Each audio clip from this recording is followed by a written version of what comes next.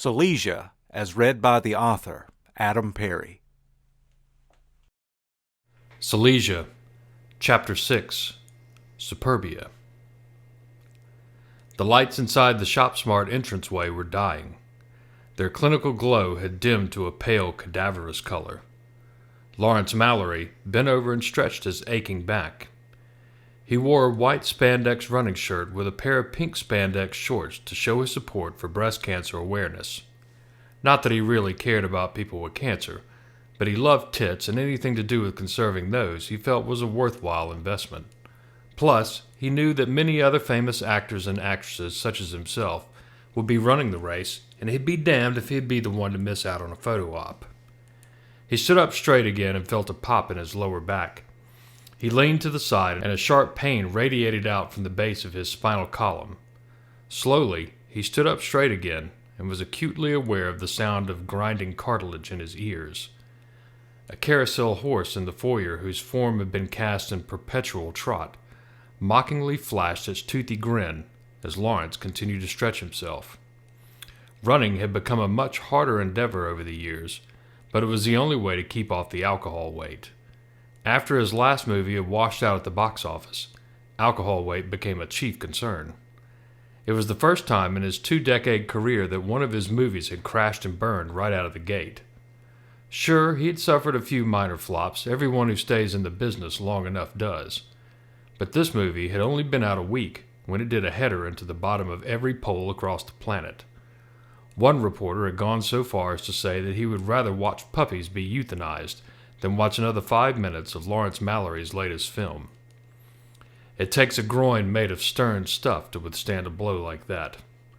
Lawrence Mallory's groin was more like a soft wad of Play-Doh. He had grown accustomed to being the most celebrated name in Hollywood, a name synonymous with success. Overnight, he had been reduced to the guy people point out at parties, not because they are wowed by his presence, but because they like to watch car wrecks in real time. People began to avoid him as if failure was something you could catch like herpes. Lost in thought, Lawrence walked underneath the tall ladder. He paused for a second and looked up to see a striking woman atop the A-frame. A small, red-headed lady straddled the apex of the ladder, swiveling a fluorescent bulb into its housing. The bulb clicked into place with a twist and immediately bathed the surrounding area in brilliant white light. Lawrence shielded his eyes as the woman became a shadow against the glare. She climbed down the ladder without a sound. When she reached the bottom, she placed the blown bulb on the ground beside her. "Can I help you with anything?" she asked.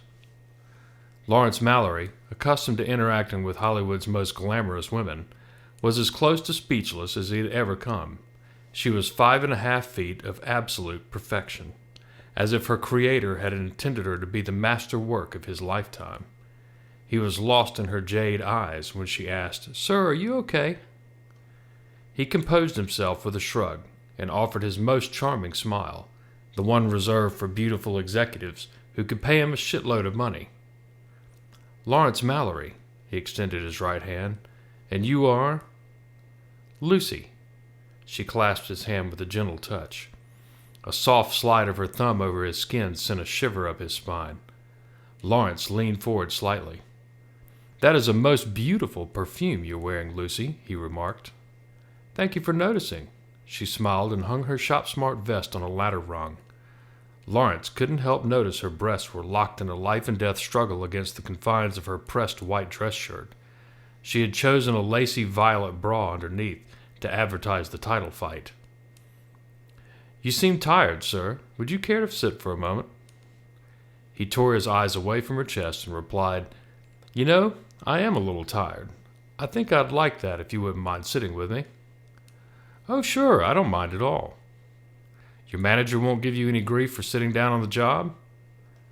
She sat down on a bench that faced a line of registers manned by several unhappy-looking people. "Considering I am the manager, I think I can get away with it." Lawrence eased toward the bench. He made sure to move slowly to give her plenty of time to admire his toned body, snugged within the spandex, and to hide the fact that his knees were killing him. She offered him a smile as her eyes roamed across him.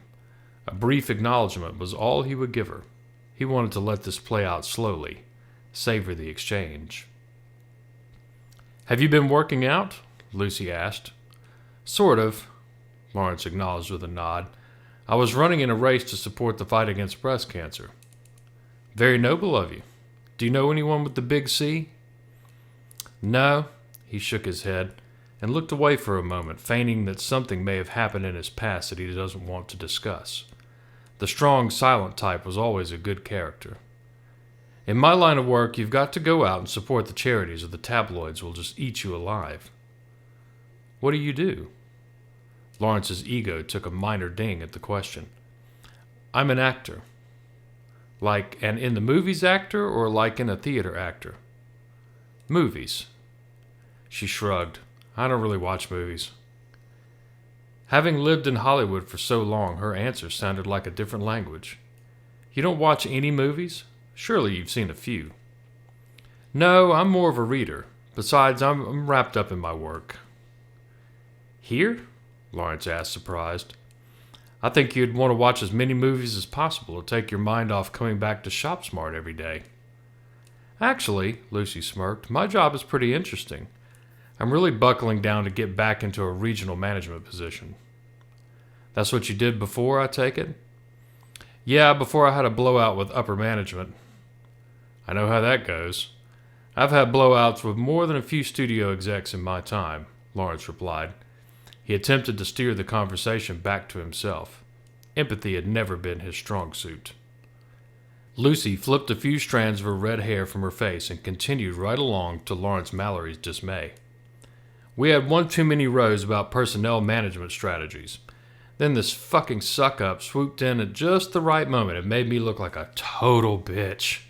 Long story short, I was demoted back to store manager, and that little prick, Adam, got the keys to the kingdom. A great position, bonuses, the choice office, the bastard got it all. I lost a part once to this gay guy who gave head to the exec I was schmoozing for the part. Son of a bitch won an Oscar for that role." "Now," Lucy interrupted, "instead of sitting in a great office making decisions that affect the whole company, I get to hang out around here and deal with the mundane shit. Some old woman wants to return flushable wipes because they got clogged up at her toilet. Someone's new boots ripped open after 2 months. People wanted to sue the company over this, that, and whatever. But I can't complain, really. At the end of the day, I'm a problem solver. That's what floats my boat, and what will eventually put me back on top." Lawrence stretched his legs as he grew more and more tired of hearing about Lucy's problems. However, she was just too beautiful to abandon altogether. He stood up from the bench. "Would you care to walk with me?" "Sure," Lucy said. "Would you like the nickel tour of the store?" "Why not?" Lawrence waited until she had taken the lead to bend awkwardly in another attempt to pop his back. "How long have you been with Shop Smart?" "Geez, forever." Lucy acknowledged an employee in electronics with a wave of her hand. Lawrence noted that the employee offered a forced smile and scampered quickly out of sight. "I've been here since this place was nothing, and I'm happy to say that I've been largely responsible for the success you see here today." "Yeah, it seems like they're everywhere today, even Rodeo Drive." "It's supply and demand," she shrugged. "No matter how bad it is, people just keep coming. Cheap and easy beats hard work every time." "Wait, I thought you liked it here. Am I detecting a hint of resentment of this place?" "Not at all. Again, how can I complain? The people demand we serve them, and in turn, I keep a respectable job. I run this whole show." Lucy waved her right hand around in a circle. "I'm sitting at the top of this heap, and I really don't have to answer to anyone. Corporate stays clear because our numbers are consistently high, and as long as that's the case, nobody gives a shit." Lucy turned to see Lawrence had paused a couple of steps behind. He strained once more against the pressure in his aching back. "Are you sure you're okay?" she asked. "Looks like you might have pulled something." "I think I might have. It's been hurting ever since I got here." She snapped her fingers and said, "I've got just the thing. Follow me." Throughout the store, departments buzzed with employee activity. It was the busiest staff Lawrence could ever remember in any department store of any kind. A group of workers passed in front of them and parted for Lucy as reverent parishioners parted for high priests. They fell away in their wake and hurried. They fell away in their wake and hurried on with their tasks. Now I know what you're thinking. Lucy drew Lawrence's attention back. We're the first store to have this new edition. Customers love it. It makes for a great break during a long shopping trip. A spa? He gazed at the out-of-place entranceway set into the wall. The open archway into the facility looked like someone had blown a hole in the store's wall using a grenade filled with multiple colors of neon paint. There was no reason in the color scheme. It was simply splattered chaos. I don't know, Lucy. I got my hair cut at a place like this once and it was totally fucked. Well, it's a good thing they don't cut hair here. Come on. She motioned him to follow her inside. The colors around the inside of the spa were much like the entranceway, but unlike the rest of the store, it was devoid of workers and there were no other clients present. All around were long tables surrounded by machines with dangling hoses, mechanical arms, and suctions placed randomly across their surfaces. What is all this stuff? Lawrence looked around in nervous anticipation. This spa is fully automated. Lucy pointed to a bed and winked. For your pleasure. Now lie down on that bed. Here? He pointed at the bed to his left as a hose vented a small jet of steam. Lucy nodded as Lawrence carefully eased himself onto the table. A powerful pain from his sciatic nerve shot down his right leg. Trying not to show his pain in front of Lucy, he ground his teeth and laid down on his back. The moment his head touched the table, straps shot out from underneath to tightly restrain each of his legs and arms. In shock, he craned his neck to see what was happening as another strap slapped itself across his throat and drove his head back onto the table. What the fuck? Lawrence shouted. This shit hurts! You might be here for a while, so why not get comfortable? Lucy grabbed a TV remote from a stand next to Lawrence's table. Since you're into movies, why don't I find you something to watch? Lucy flipped a switch on the remote, and a large television rose out of the floor at the foot of the bed. The screen was enormous. It wrapped almost completely around Lawrence's bed, which at the moment rose and tilted forward slightly to offer him the best possible view. Lucy pressed a couple of buttons on a remote and did not get the result she desired. She tried a second button, then smacked the remote against her palm. A green light came on as she smiled. Ah, now then, Lawrence. Have you ever been to the chiropractor? What? His eyes scanned back and forth in rapid motion. Well, this is sort of like the 16th century equivalent with a modern twist. Lucy pressed the green button, and Lawrence's table began to split into 4 sections. Each one moved away from the center slowly. Machines from around the spa converged on his bed, and their evil tentacles sprang to life.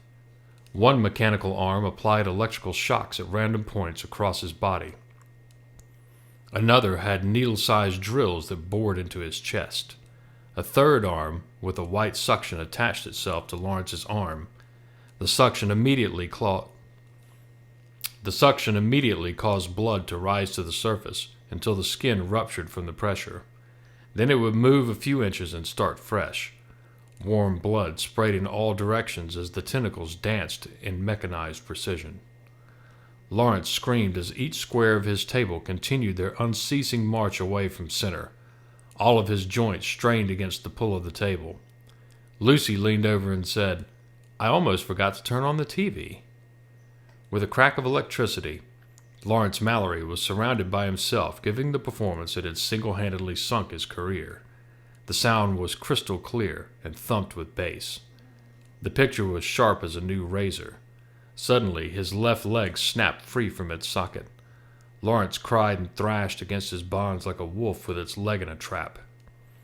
Lucy raised the volume another notch and shook her head. I can see why this flick got panned. 1 minute in and I'm fucking bored. Good riddance, Lawrence Mallory. Rejoice in the fact that there wasn't a sequel.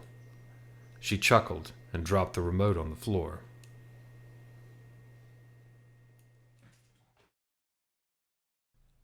Thanks for listening to Saligia. For more information, Please follow me on Instagram at Adam Perry Writing or check out the website at adamperrywriting.com.